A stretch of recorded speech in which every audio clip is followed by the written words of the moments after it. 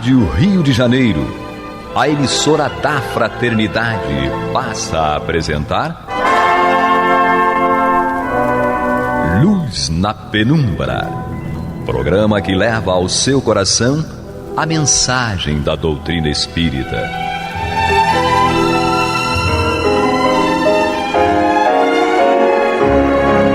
E com vocês, Henrique Parente, para o estudo de obras póstumas.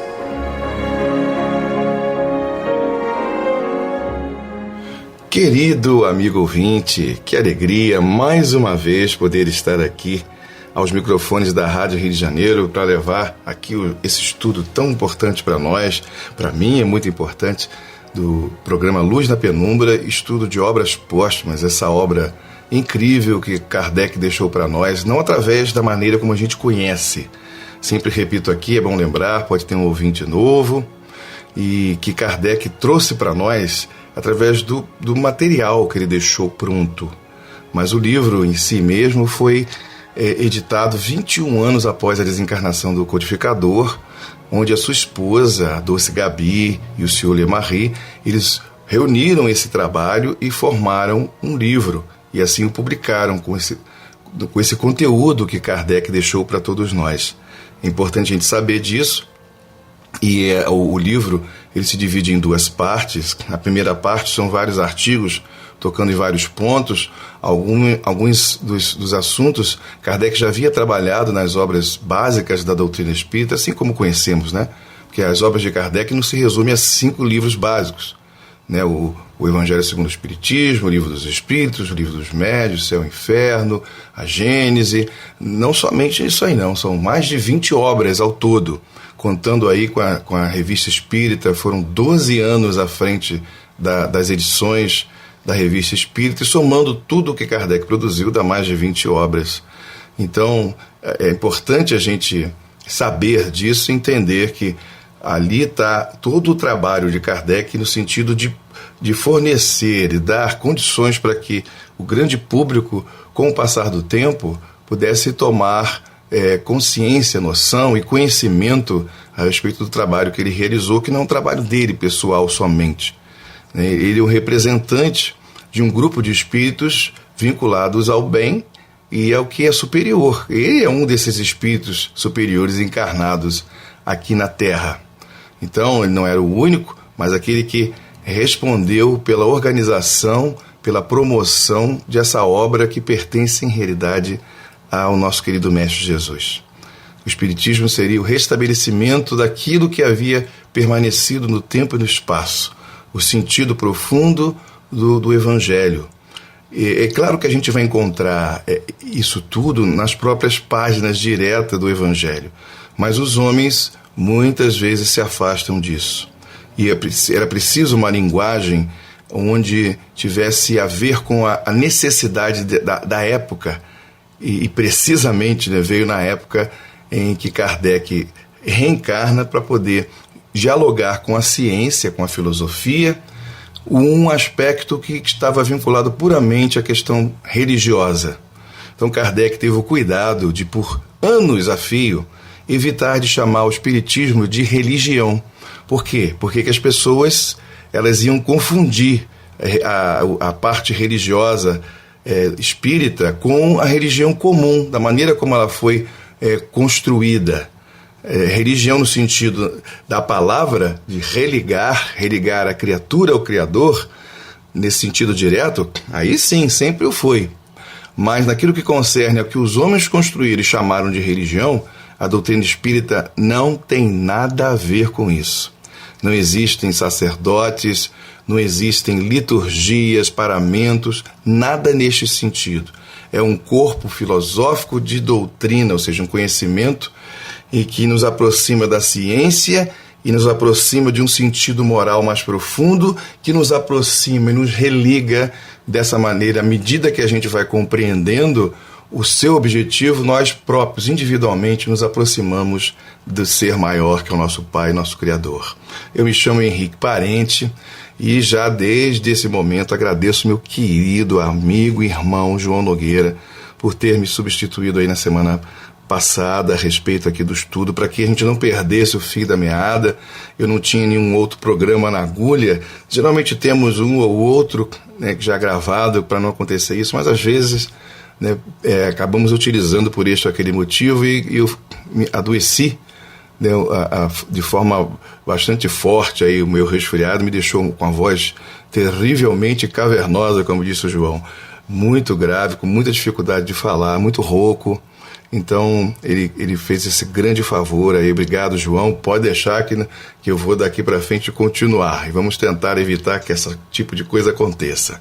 Mas se acontecer de novo, eu sei que posso contar com meu querido amigo, irmão, como João, como algum outro amigo que possa vir substituir, porque ninguém nesse mundo é insubstituível.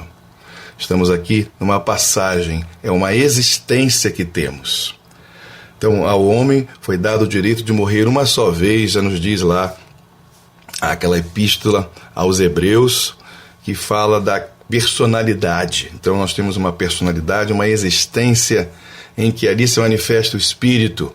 Então, ao homem, nesse sentido, é dado o direito de morrer uma só vez, realmente. Estamos na existência e todos nós falhamos, temos dificuldades, por isso estamos aqui estudando, para que a gente possa comparar o conhecimento que o Espiritismo nos faculta com as nossas próprias questões pessoais, as nossas dificuldades, mas também aquilo que a gente tem aprendido com o passar do tempo. Então estamos aqui para isso, para nos desenvolver, para perceber, entender e vivenciar esse sentido mais profundo desse ser que é o Filho de Deus, assim como Jesus o é, e demonstrou em toda a sua plenitude, pelo menos dentro daquilo que a gente poderia compreender. Então ele não tinha como mostrar-se tal qual ele é. Por um momento, João, Pedro e Tiago, no Monte da Transfiguração, puderam ver Jesus de uma maneira que ninguém viu. E ficaram assim, boquiabertos, extasiados, maravilhados pelo que viram. Então, difícil de descrever. Eles não tinham palavras para poder descrever aquilo. Ficaram super empolgados. Ainda mais que viram ali outros dois espíritos que para eles tinham, né, um grande valor. Mesmo que eles não soubessem quem era, alguém disse, talvez algum outro espírito, ou o próprio Jesus disse para eles que aqueles que estavam ali era o Elias e era Moisés, que estavam ali diante deles, no caso deles três, e conversando a respeito de coisas muito, mas muito profundas, muito mesmo. Mas o João aqui, dando continuidade ao estudo, querido amigo ouvinte, eu sou muito falador, né?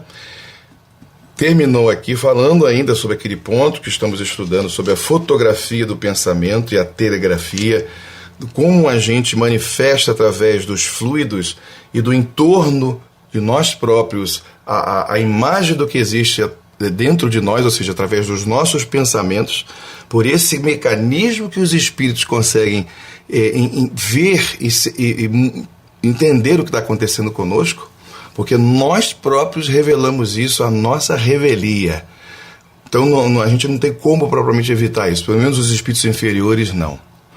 Então os superiores é diferente, eles alcançam e penetram aquilo que eles quiserem, porque são superiores. Então eles conhecem fundo o nosso pensamento. O Velho Testamento já diz aquela frase que Deus é aquele que sonda os rins. Isso dá uma noção para a gente que vai ao profundo, vai ao interior de todos nós. É uma linguagem comum, humana, mas que traz esse sentido para nós. Então, a gente imagina Deus e mesmo os espíritos superiores têm um acesso mais profundo a nosso respeito. Mas, nesse caso aqui, do estudo que Kardec está trazendo para nós, da fotografia do pensamento, da telegrafia, quando a gente envia o pensamento, né, a certa distância, é por aí que a gente entra em contato com os espíritos desencarnados, mas também encarnados, depende da circunstância, e eles compreendem a gente. Muitas vezes, como terminou aqui, justamente o ponto em que o João terminou, em que é dito assim, assim se explica o erro nas previsões de alguns videntes, porque aquilo que não está no nosso pensamento não pode ser visto, percebido através ou por outros espíritos, né? Então, aquilo que não foi manifestado. Então, seu pensamento não desenvolveu propriamente a ideia, ela não pode ser percebido. Mas a partir do momento que o pensamento ele se configura, toda a imagem do que a gente está pensando se faz em torno de nós. Então nós nos tornamos verdadeiros Big Brothers, né, que é um dos termos da atualidade, né, onde surgiu isso aí, desses programas que existem aí de reality, onde as pessoas estão ali convivendo com câmeras para tudo quanto é lado, mostrando o que está sendo dito, o que está sendo feito. Então, olha de onde nascem essas ideias, tá vendo? Nada nasce do nada. Ou seja, nós o tempo todo, nós próprios revelamos o que acontece em nós para aqueles que têm condições de ver, de observar, de ouvir. Então, é importante a gente entender isso e começar, né, a prestar atenção a respeito do que a gente anda pensando. Não é só, o pensamento não fica preso dentro da nossa cabeça física. Então, se a gente não disser, não falar, ninguém vai saber o que a gente está pensando. Mentira! Mentira, porque até um desencarnado que tenha condições mediúnicas para isso pode saber o que a gente pensa. Que dirá um desencarnado? Então, já não funciona mais assim. Há quem diga, acho que o próprio Kardec disse isso, né? Usando aí de um adágio popular, né? Diga-me o que pensas que eu te direi com quem tu andas. Assim diz Kardec, né? Também. Eu não lembro agora um ponto onde ele fala isso, mas é um contexto muito interessante. Então, pegando do adágio popular. E então vamos dar continuidade aqui a esse ponto, continuando o texto que diz o seguinte: quando um acontecimento depende do livre-arbítrio de alguém, os videntes podem pressenti-lo porque está no pensamento que eles veem, mas não podem afirmar que ele se dê. Então, voltando aqui, quando um acontecimento depende do livre-arbítrio de alguém, os videntes podem pressenti-lo. Por quê?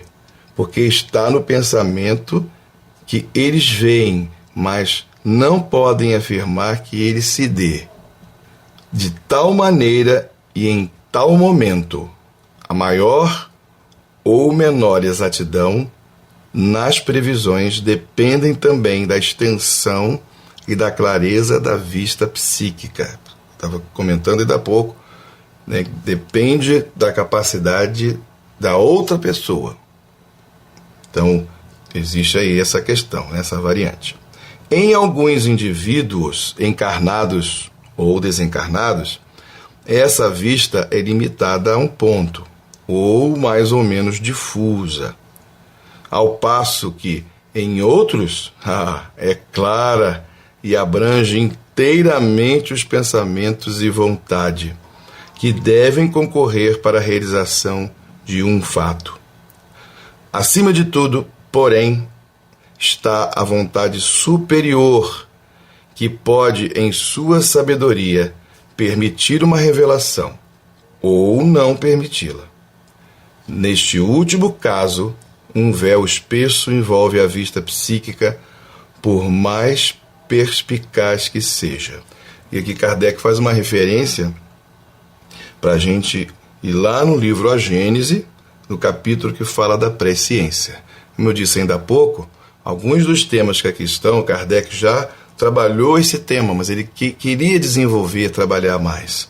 E aí ele estava elaborando esse conteúdo com a intenção de publicá-los mais tarde. Não houve tempo, mas aí é grande favor que a sua esposa o fez com o Sr. Lemarie, que após 2 décadas, né, e passando um pouquinho, foram publicados esse conteúdo, né, tão importante para o estudante a respeito dos assuntos espíritas, que envolvem, né, uma necessidade muito grande.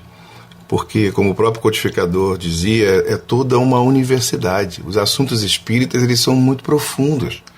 Eles barram na cultura humana.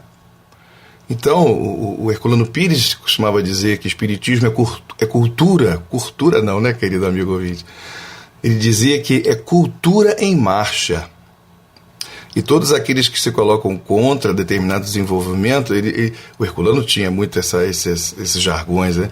Ele dizia que, citando um pesquisador, né, o Rémy Chauvin, onde ele dizia que tem pessoas que têm alergia ao futuro, ou seja, tu tem medo de mudanças, e Kardec, ele não tem essa preocupação, ele não trabalha com esse tipo de esquema, porque o interesse dele é na verdade.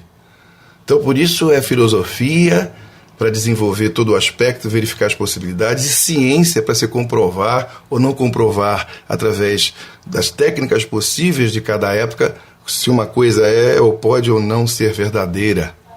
Então é muito interessante o posicionamento do codificador em relação a essas coisas. Então realmente é assim que o cientista, o interessado na verdade, faz. Ele não tem medo da verdade. Até porque se ele estiver em erro, ele vai reconhecer isso e vai mudar o seu caminho, porque ele ama a verdade.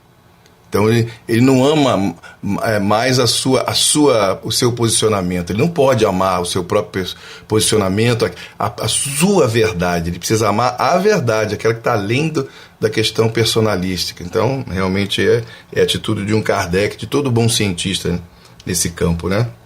Daqui a referência que ele faz ao texto, a nossa busca através do assunto, dentro do capítulo que fala da presciência.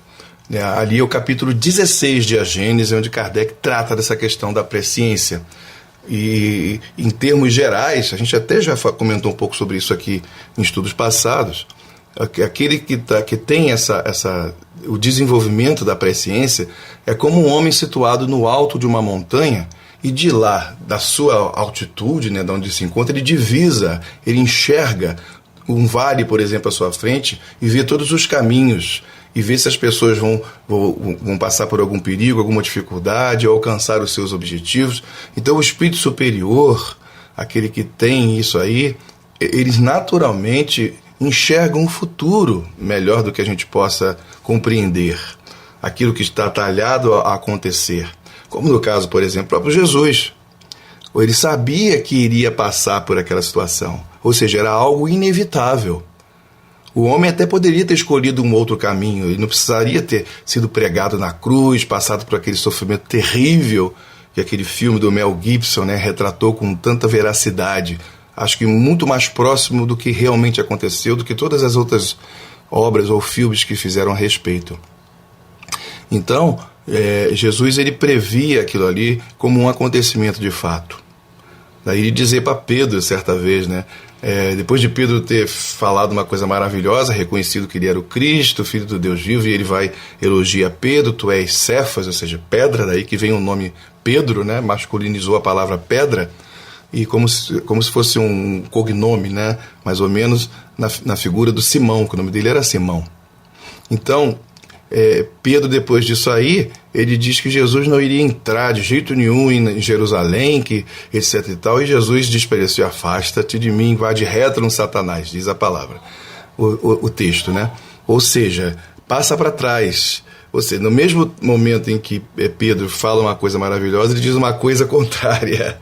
E assim somos nós, os seres humanos, fazemos coisas incoerentes muitas vezes, né? Ajudamos por um lado e com o outro lado a gente destrói o que está fazendo de bom, né? Até chegar ao ponto onde a gente vai encontrar o equilíbrio. Assim também aconteceu com Pedro. Então, a gente percebe como age um espírito superior, como ele tem consciência. Então, Pedro nem ninguém iria atrapalhar. Quando ele diz para Judas: faz o que você tem que fazer, ele não está incentivando Judas a fazer o que ele tem que fazer. É porque Judas ia fazer aquilo mesmo daquele jeito. Não tinha jeito. Então ele sabia: cumpre o que você precisa cumprir. Infelizmente, né, ele era o agente disso aí. Alguém próximo, alguém que tinha um olhar diferente, né? Na semana anterior, nós falamos sobre isso num programa que fazemos parte também, que foi um programa muito agradável, falando a respeito de Judas, nesse sentido, né? E do suicídio que ele comete. Foi no programa A Consolação de Jesus. Então, e vale a pena o amigo ouvinte que não conhece procurar aí o programa pela Rádio Rio de Janeiro, aqui na programação, e vale a pena ouvir, que foi muito bom, né? Aprendi muito ali junto com os meus amigos e irmãos, né? Renato e o João Nogueira. Mas vamos lá. A teoria das criações fluídicas, continua Kardec, e, portanto, da fotografia do pensamento é uma conquista do espiritismo moderno e pode ser considerada uma aquisição, em princípio, ficando a observação determinar-lhe as aplicações aos casos particulares. Este fenômeno é incontestavelmente a origem das visões fantásticas e deve representar importante papel em alguns sonhos. Interessante, Kardec, ele traz para a questão do desenvolvimento doutrinário essa conquista, porque era algo que as pessoas não compreendiam. Então, a partir desse momento agora, do amigo ouvinte aí, entrando em contato com esse assunto, poder fazer ou tirar novas ilações, novos conhecimentos, novas reflexões a respeito de determinados fenômenos que envolvem isso aí. Como é que os espíritos sabem das coisas? E como é que os videntes veem coisas mirabolantes? Porque saem do nosso pensamento. Só que necessariamente aquilo pode não acontecer de fato, como no exemplo que ele dá na página anterior, que foi lido pelo João na semana passada. Às vezes um homem, só para relembrar aqui, um homem ele tem um desejo, está sentindo raiva de alguém, tem vontade de matar aquela pessoa. Ele realmente pensa isso e sente isso. O que vai acontecer? O pensamento vai ajudar a formar toda a cena, da maneira que lhe vem, né, das peculiaridades, ou seja, os requintes de violência que cada um possui dentro de si, e vai tecer ali, construir uma imagem da própria pessoa matando realmente o outro a quem ele desejou matar. Não sei se por facada, se por tiro, depende da época, por outros meios, porque todos nós temos uma truculência dentro de nós, né? Uma raiva muito grande que a gente perde o sentido e perde a razão também. Mas, como no caso aqui do exemplo que Kardec traz, ele diz que este homem desejou matar o outro, mas não fez de fato. Mas toda a cena ficou ali desenhada. Agora, se um vidente vê isso, seja encarnado ou desencarnado, e de repente ele sai até da cena, o que ele vai achar? Que aquilo ia acontecer de fato, ou vai acontecer em algum momento. Mas na prática, no sentido físico, não aconteceu e necessariamente não precisa acontecer. Mas aquilo ali fica, permanece. Se a pessoa não mudar o seu comportamento, a sua maneira de ver, ela pode realmente levar a cabo essa questão. Então fica para as nossas reflexões aí esse tipo de coisa, né? Quem há na Terra, continuando aqui mais um pouco, que conheça a maneira pela qual se produziam os primeiros meios de comunicação do pensamento? Como se inventaram ou descobriram? Nada foi inventado, diz Kardec. Tudo existe em estado latente, competindo ao homem procurar os meios de aproveitar as forças que lhe oferece a natureza. E aqui já deixa pra gente que vai ficar logo pro próximo programa, porque o tempo já está quase esgotado, a gente não vai ter como trabalhar muito isso aqui, mas a gente já volta nessas questões e que vão levar a gente ao término, né? Ao término quase desse assunto, que ele é muito rico, por isso que a gente fica aqui circulando em torno do que está sendo dito, para que a gente tenha o máximo de aproveitamento. Eu particularmente estou aprendendo muito com o texto e dividindo com o querido amigo e irmão ouvinte. Então, essa pergunta já vai voltar para a gente a respeito, né, como se fosse uma nova tecnologia, o que a gente está aprendendo que antes não fazia ideia. E que o Espiritismo está trazendo para nós isso aí, e que pode mudar muito dos nossos conceitos e nos fazer compreender coisas que antes não compreendíamos. Aí a gente percebe que há muita coisa nova para nós, mas fenômenos que sempre existiram, sempre fizeram parte da vida da humanidade e que por desconhecimento o ser humano ele levava, né, acreditava que eram coisas místicas, coisas sobrenaturais, quando em realidade não tem nada sobrenatural, nem poderia existir o sobrenatural, porque a causa natural de todas as coisas é Deus, não existe nada além dele. Então o sobrenatural é um contrassenso, não dá para a gente mergulhar nisso aí, pelo menos aqueles que começam a adotar a necessidade de buscar uma compreensão mais racional a respeito das coisas. Mas, querido amigo ouvinte, nós vamos ficando por aqui hoje e retornaremos na próxima semana, dando continuidade aí, e até acredito que eu esteja com a voz um pouquinho melhor, porque ainda não está perfeita, né? Então a gente vai melhorando aos poucos. Muita paz a todos e até a próxima, se assim Deus nos permitir. Mas não desligue aí o seu rádio, porque o nosso querido irmão Antônio vem trazer para a gente aí o estudo do Evangelho segundo o Espiritismo. Você está ouvindo o programa Luz na Penumbra.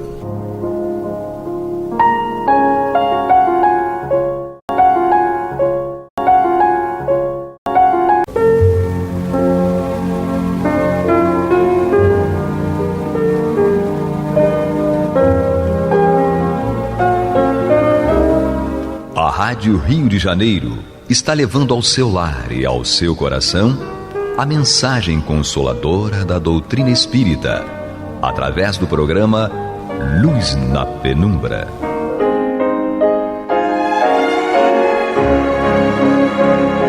E com vocês, Antônio de Pádua Barbosa, para comentar o Evangelho segundo o Espiritismo, da obra codificada por Allan Kardec.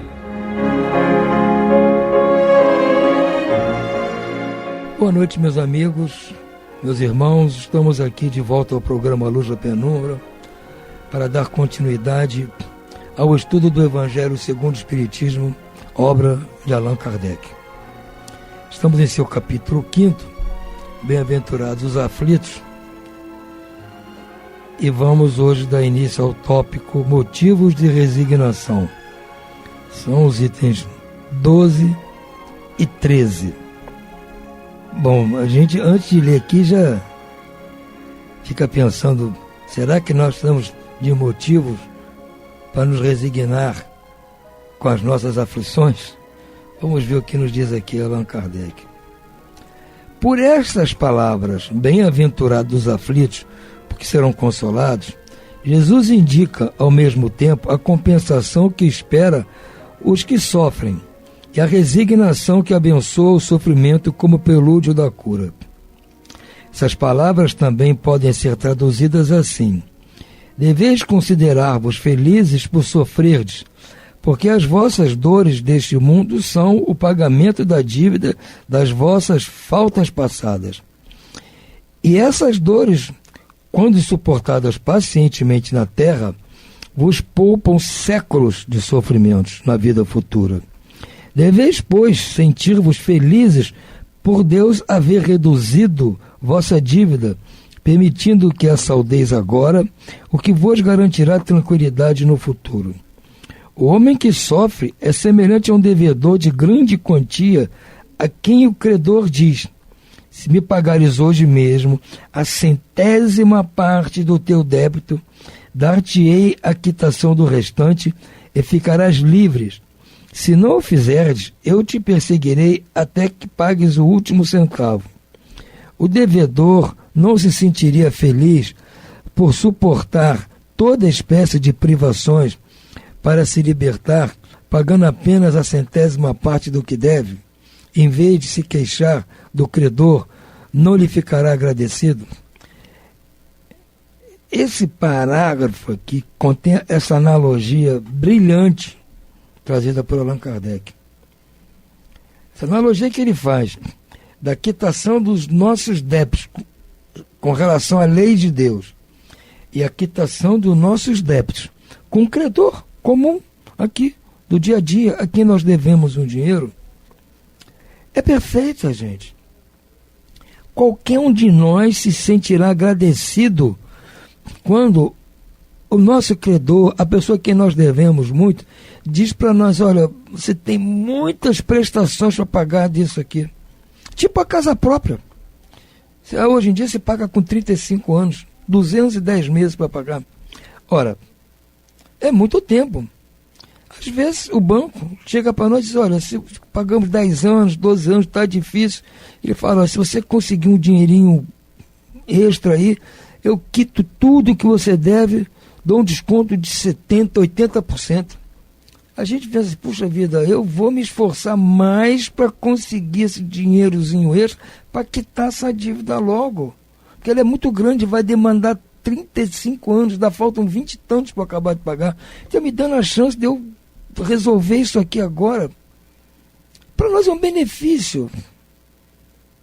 Vamos agradecer lá ao banco essa oportunidade. É a mesma coisa com a lei de Deus. Quando nós vimos aqui uma encarnação cheio de contas para pagar, como eu digo, cheio de boletos para resolver, achando que aquilo é horroroso. Não, aquilo é a misericórdia de Deus. Diz, olha, Antônio, vai lá, passa essa encarnação, acerta esse montante aqui da sua dívida, que ele é muito maior do que isso. Você deve muito mais. Isso que você está vindo, vai agora pagar nesta próxima encarnação, é pouco, perto do que você deve, mas eu misericordiosamente vou apagar tudo que você deve, se você nesta vida agora pagar esse tanto aí. Essa sua cota de dificuldade, de sofrimento, é só parte pequena do seu débito, mas se você pagar só isso aí, zera tudo. Quando você voltar para cá, para a erraticidade, está zerado. Está limpo. Eu vou agradecer. Agora, quando eu chego aqui, mesma coisa com o banco, eu quito, adianto o pagamento, me esforço, me sacrifico para pagar o banco aquilo.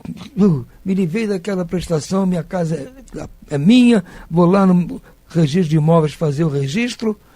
Agora eu fico resmungando do banco, porque o banco quase que me forçou a me esforçar muito para juntar um dinheiro extra para quitar a dívida. Ah, mas eu tive dificuldade de conseguir e fico resmungando. Não vou fazer, não tem cabimento.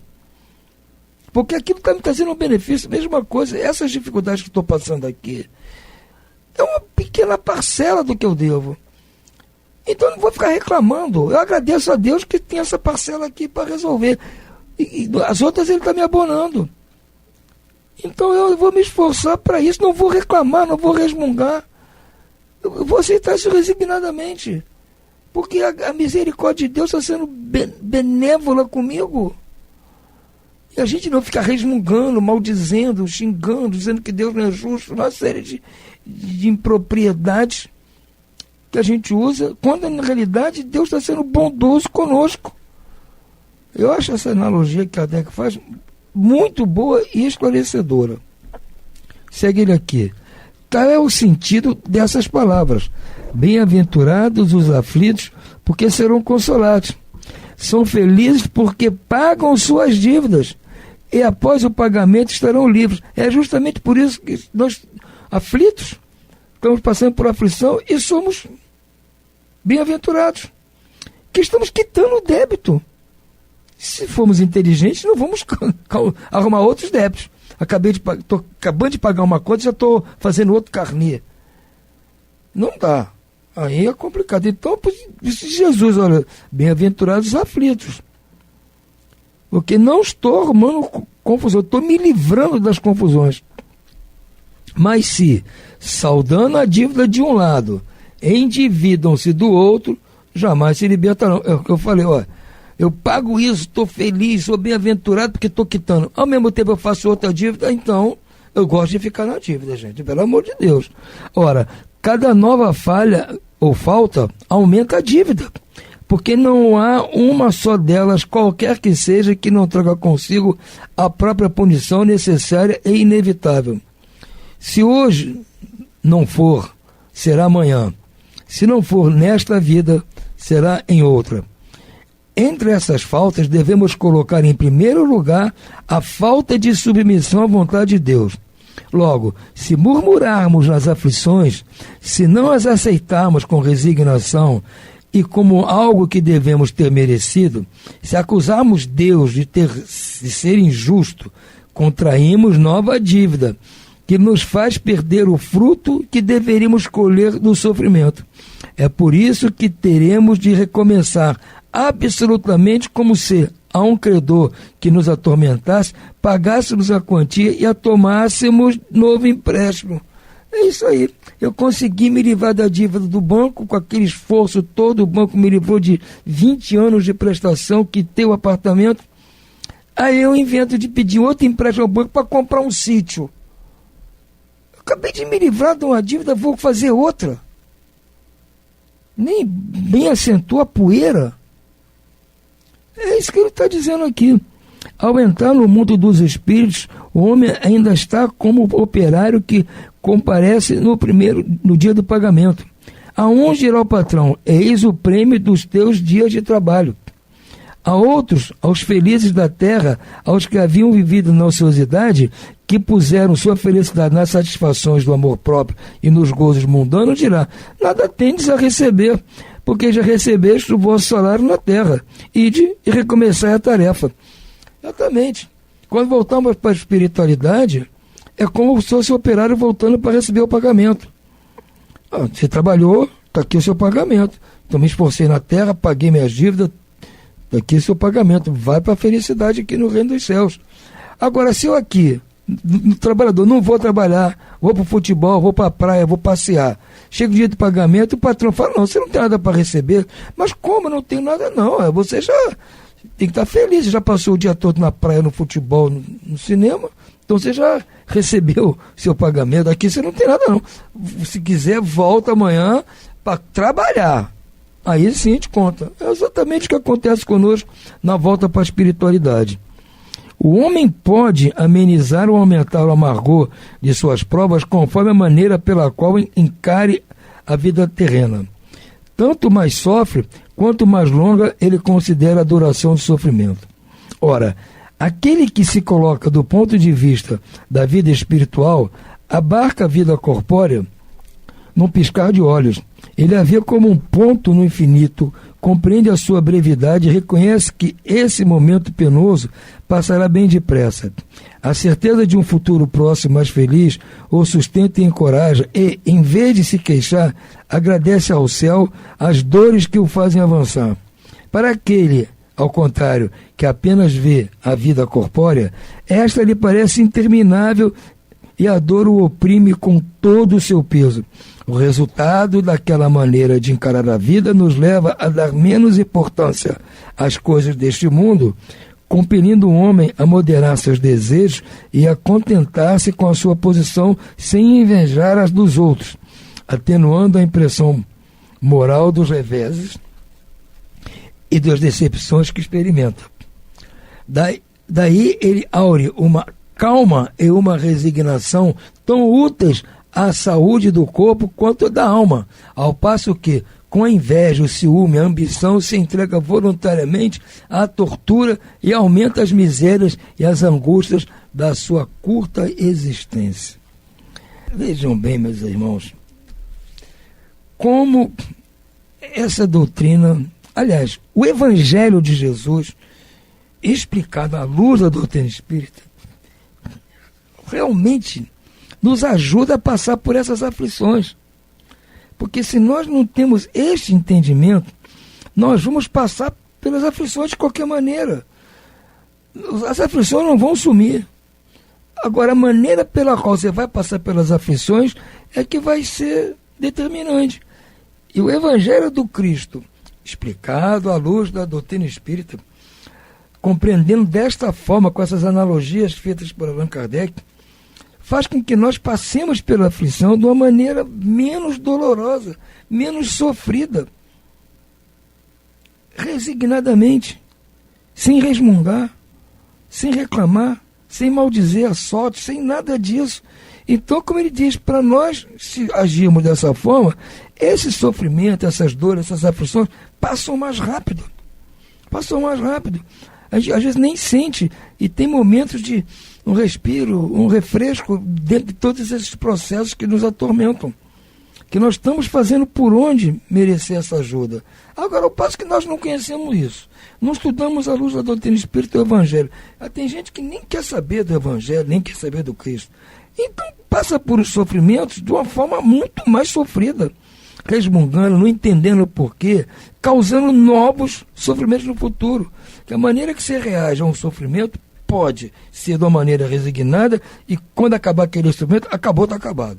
ou de uma maneira desse jeito aí, nervosa, raivosa.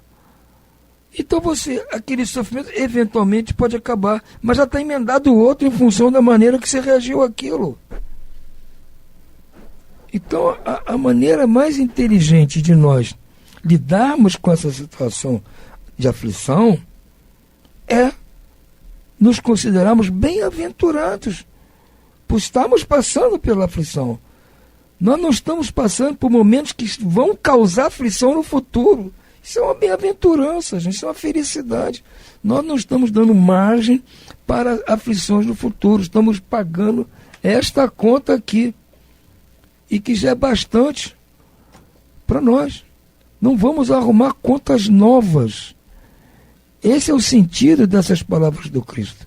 Bem-aventurados os aflitos, que serão consolados. Então esse consolo nos ajuda a passar pela aflição. Se nós não gostamos dela, gente, não vamos dar margem a novas. Vamos tentar encarar da maneira mais elegante possível, mais galharda. Porque aí sim nós vamos ser bem-aventurados. A aflição não vai ser motivo de desespero. Ela pode ser motivo de dor. É dor, sim. Como minha mãe dizia, dor dói. E aí paciência. Mas se nós suportarmos a dor com perseverança, estoicismo, nossos irmãos, amigos espirituais estão ao nosso lado para nos ajudar. Até diminuir a nossa encrenca, tirando os pequenos tropeços que porventura estariam à nossa frente, porque nesse processo, durante a aflição, nós estamos agindo de uma maneira tão cristã, que aqueles pequenos tropeços que podem acontecer vão sendo retirados, para que a gente ganhe força para enfrentar o tropeço grande, que eles não têm como tirar, porque faz parte aí da nossa evolução. É uma pedra grande que nós colocamos na nossa frente lá no futuro, eles não podem retirar. Como dizia um caboclo, amigo meu, Tony, caboclo pode ir contigo, ajudando a você, tirando as pedrinhas pequenas, tirando os gravetos pequenos do caminho. Agora, aquela pedra muito grande, o caboclo não pode tirar. O caboclo só pode sentar e chorar junto. E já é uma ajuda, gente. Alguém que chore com a gente. Passar por aquela dificuldade, vai chorar junto. Como a gente pede uma pessoa que a gente ama, não tem como o caboclo tirar a gente desse problema, porque todo mundo vai ter que ir embora. Então não vai poder, essa pedra grande não pode ser tirada, mas ele vai sentar junto a nós e chorar junto com a gente, nos confortando para que passemos esses momentos difíceis e sigamos mais fortes. Então eu considero basicamente esse capítulo totalmente dedicado a nós, que somos os aflitos, maravilhoso, se é que nós queremos passar pelas dificuldades, que não vamos deixar de passar, elas estão aí. Eu digo, eu disse isso aqui antes, são os boletos que nós assinamos lá, tem que pagar o boleto, não adianta. Então, tem que passar, mas há uma maneira de passar com elegância, galhardia, né? Resignação, é passar atacado, nervoso, chutando tudo, xingando. A escolha é nossa. Nós temos livre-arbítrio para saber lidar com tudo. Os momentos maus, desgostosos, mas também com os momentos bons. Na hora que não tiver aflição, tivermos no gozo de delícias, não vamos também abusar e nos tornar egoístas, querer aquilo só para nós, vaidosos, orgulhosos. Aí é o contrapartida. Tá bom, graças a Deus não estou passando por nenhuma tribulação grande, agradecer a Deus por isso, meus amigos, mas não vou aqui abusar, não vou humilhar ninguém, me vangloriar de nada, porque isso também pode ser momentâneo, apenas um refresco, que pode vir aí na frente, não sei, alguma tribulação complicada, como nós vimos antes aí. Eu não lembro do que eu fiz, mas como minha mãe dizia, lembrando dela hoje mais de uma vez, que eu fiz. Eu não sei o que eu fiz, mas que eu fiz. Então, gente, Fica aí o recado. Muita força, calma, muita oração, pedido de ajuda para passar pelas aflições, com resignação, com calma, com fé e perseverança e muita força nos esforços que nós temos que empreender nessa caminhada que é muito dura, mas nós somos os únicos responsáveis pela dureza da nossa caminhada. Por hora vamos ficando por aqui. Uma boa noite a todos e muita paz.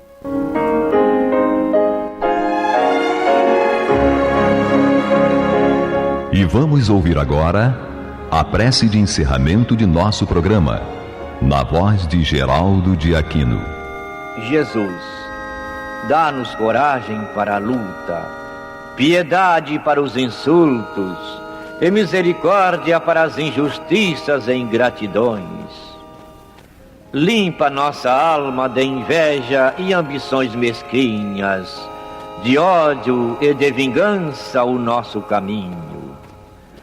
E que dentro em pouco, ao recolher-nos de novo ao calor do nosso leito, para que o sono nos dê a paz e o esquecimento das tristezas humanas, possamos sentir, Senhor, no mais íntimo de nosso ser, a doçura indefinível do Teu amor e a grandeza incomparável da Tua divina presença.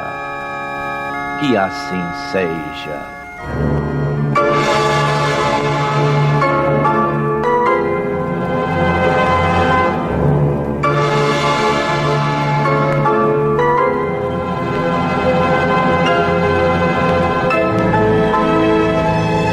Acabamos de apresentar o programa Luz na Penumbra, que voltará a ser apresentado amanhã às 21 horas nesta emissora.